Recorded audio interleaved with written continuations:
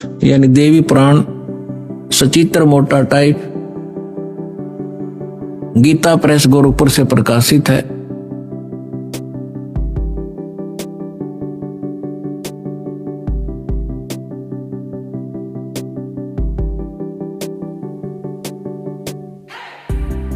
संपादक हनुमान प्रसाद पोदार, चिमनलाल गोस्वामी।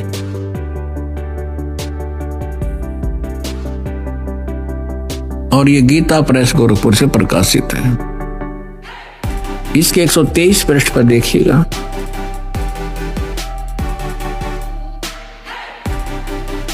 तीसरा स्कंद। विष्णु भगवान विष्णु जी अपनी माता दुर्गा की स्तुति करते हुए कहते हैं, तुम शुद्ध स्वरूपा हो, ये सारा संसार तुम इसे उद्भासित हो रहा है। मैं ब्रह्मा और शंकर हम सभी तुम्हारी कृपा से विद्यमान हैं।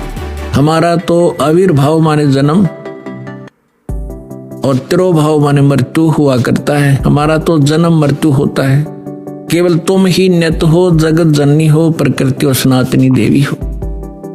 भगवान शंकर बोले, देवी यदि माँ भाग विष्णु तुम्ही से प्रकट हुए हैं तो उनके बाद उत्पन्न होने वाले ब्रह्मा भी तुम्हारे ही बालक हुए।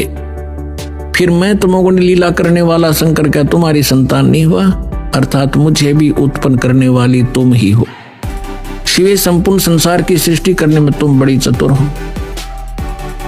इस संसार की सृष्टि, स्थिति और संहार में तुम्हारे गुण सदा समर्थ हैं। उन्हीं तीनों गुणों से उत्पन्न हम ब्रह्मा, विष्णु एवं शंकर नियमानुसार कार्य में तत्पर रहते हैं। अब पंडित जी तो साथ ले रहा था, सारे पोथे निकाल कर देख लिया, पढ़ भी लिया। उसको मालूम था कि सामने जो श्रोता है ये सब अशिक्षित, और कह दिया कि झूठ बोलता है, इसमें कुछ नहीं है। परमेश्वर ने कहा कि रुद्र संहिता के अंदर देखिएगा, ब्रह्मा, विष्णु और शिव जी की उत्पत्ति दिखाते हैं आप देखिएगा। तो उसने देखा जो मालिक ने बताया। अब आप देखिए पुण्यात्मा, तो अभी तक ये सारा वर्बली बकवाद चल रही थी। देखिएगा शिव पुराण।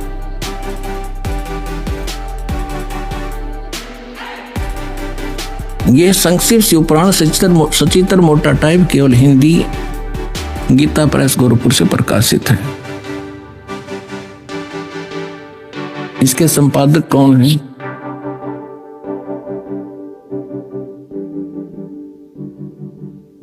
हनुमान प्रसाद पोदार। और ये गीता प्रेस गोरखपुर से प्रकाशित है।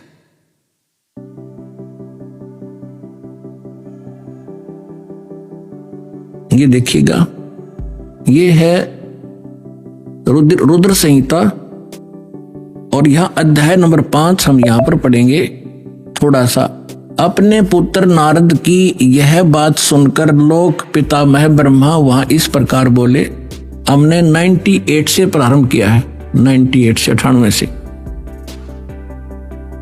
अब हम 99 पर पढ़ देंगे, 99 पर। नारद जी ने ब्रह्मा जी से पूछा था। ब्रह्मा जी कहने लगे, ब्रह्मा जी ने कहा, ब्रह्मन देव शिरोमणि, तुम सदा समस्त जगत के उपकार में लगे रहते हो। तुमने लोगों के हित की कामना से बहुत उत्तम बात पूछी है। जिस समय समस्त चराचर जगत नष्ट हो गया था, सर्वत्र केवल अंधकार ही अंधकार था। न सूर्य दिखाई देता था, न चंद्रमा, अन्य ग्रहों का भी और नक्षत्रों का भी पता नहीं था। उस समय तत् सत ब्रह्म, इस श्रुति में जो सत सुना जाता है एकमात्र वही शेष था। अब हम 100 पृष्ठ पर आगे अपने काम की बात पढ़ेंगे। शिव महापुराण रुद्र संहिता हम पढ़ रहे हैं। जिस परब्रह्म के विषय में ज्ञान और अज्ञान से पूर्ण, यानी कुछ साची कुछ झूठी उक्तियों द्वारा इस प्रकार विकल्प किए जाते हैं, उसने कुछ काल के बाद सृष्टि का समय आने पर द्वितीय की इच्छा प्रकट की। उसके भीतर एक से अनेक होने का संकल्प उदित हुआ। तब उस निराकार परमात्मा ने अपनी लीला शक्ति से अपने लिए मूर्ति यानी आकार की कल्पना की। वो क्या बना? जो मूर्ति रहित परम ब्रह्म है उसकी मूर्ति ये भगवान सदाशिव हैं। अर्वाचीन और प्राचीन विद्वान इन्हीं को ईश्वर कहते हैं। अपने आत्माओं, ये कौन है? सदाशिव ये काल है, और ये इसने प्रतिज्ञा कर रखी है कि मैं कभी किसी के सामने अपने काल रूप में, ओरिजिनल रूप में नहीं आऊंगा। जो श्री कृष्ण के अंदर से निकलकर इसने अर्जुन को दिखाया था भयंकर रूप, वो है इसका असली रूप। तो ये क्या करता है? अपने पुत्र, किसी को ब्रह्मा के रूप में दर्शन देता है, किसी को शिव के रूप में, किसी को विष्णु के रूप में। तो यहाँ इस काल के विषय में ब्रह्मा जानकार नहीं है। ये कौन है? कहते वो निराकार था, फिर साकार बन गया सदाशिव।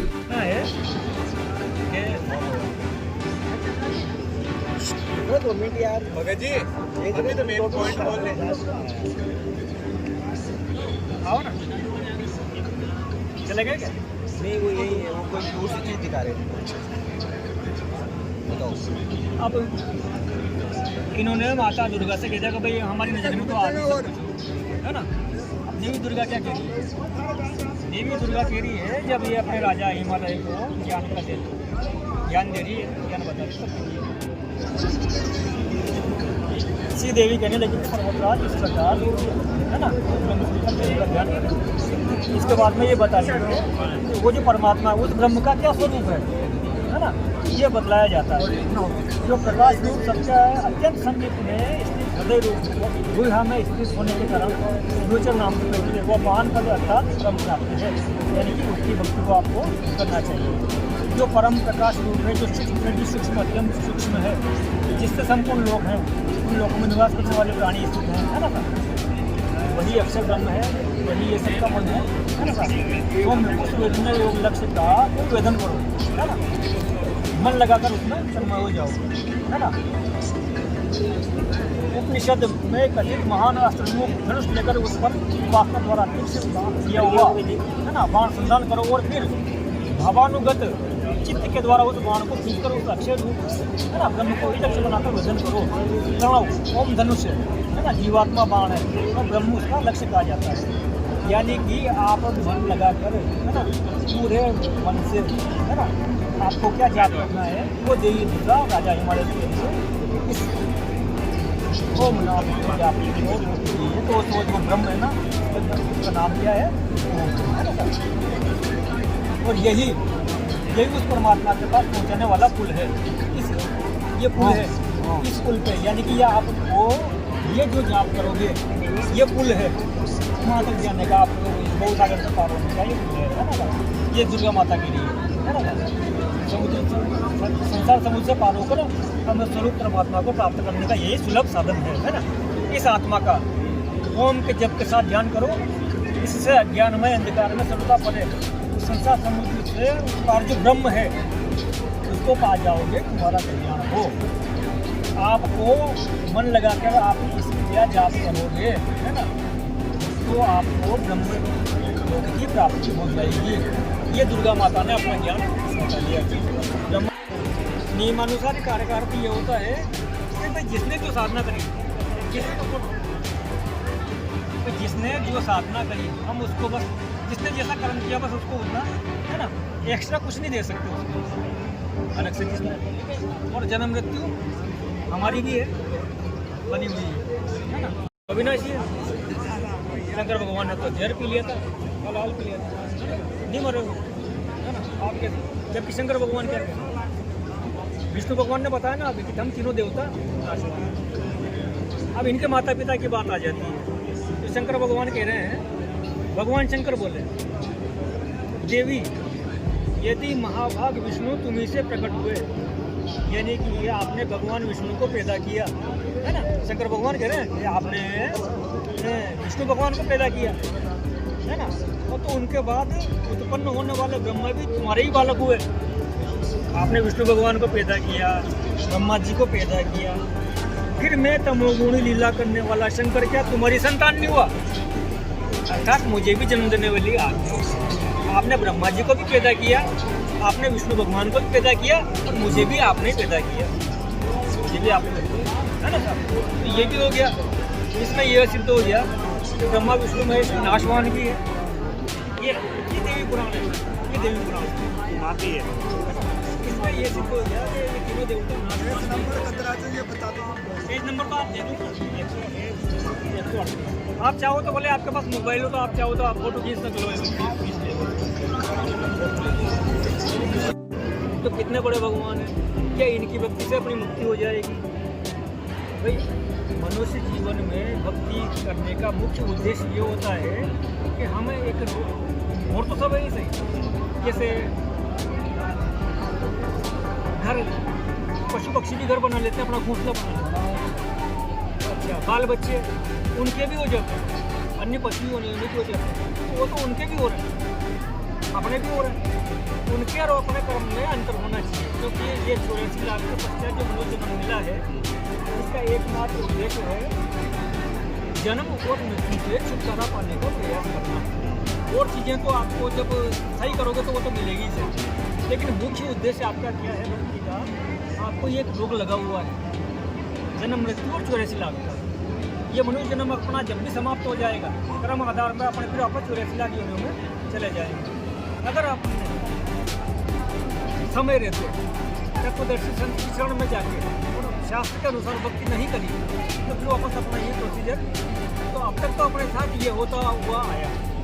लेकिन परमात्मा का विधान है कि कलयुग जब 5505 साल बीत जाता है तब परमात्मा स्वयं धरती पे आते हैं, तत्व ज्ञान बताने के लिए आते हैं और अपना ज्ञान बता के और जीवों को यहाँ से वो वास्तविक मंत्र बता के, वास्तविक भक्ति की विधि बताकर वो भक्ति करवा के अपने को वहाँ ले चलते हैं, जहाँ जाने के बाद फिर संसार को वापस लौट के और जन्म मृत्यु से और इस 84 लाख योनियों के कष्ट से अपन को हमेशा हमेशा के लिए छुटकारा मिल जाता है।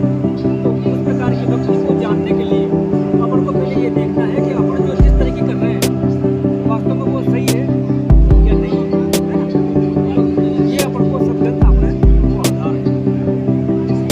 जैसे उन्होंने भगत जी ने की थी कि भाई आपको इनको वो बताओ, पर वो नहीं वो तो मैं बता दूँगा, उससे क्या होगा वो तो इसमें बता रखा है।